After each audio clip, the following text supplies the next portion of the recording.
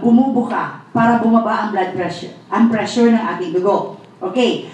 Pag mababa naman ang pressure, automatic kumikipot ang lumen or yung daluyan para tumaas ang pressure ng ating dugo. But, habang tumatanda tayo at depende sa ating diet, ang extra cholesterol, okay, napupondo or naiipon sa walls ng ating blood vessels. Nagtumithicken ang wall ng ating blood vessels. So, nagiging matigas siya.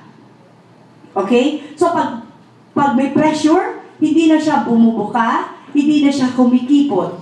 Buka, kipot, hindi na. Okay? Puro na lang siya kipot. So, tumataas ang ating blood pressure. But with Ganoderma lucidum, metabolize niya, increase metabolism of our cholesterol, kaya madali siyang malabas sa ating katawan at hindi siya napupondo. So, controlled ang ating hypertension.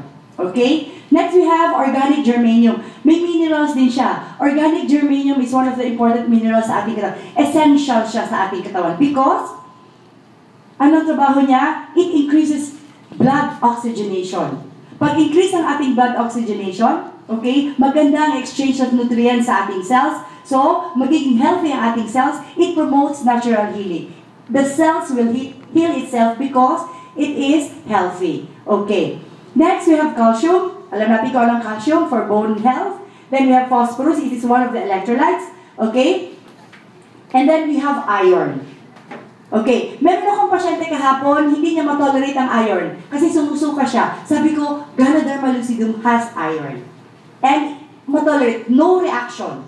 Ako, hindi ako makatolerate ng iron. Nag-LBM ako. But with Ganoderma lucidum, wala akong nararamdaman. Okay? So, yun siya, minerals. And then we have vitamins. Minerals and vitamins. We have vitamin B complex. Para saan ang vitamin B complex?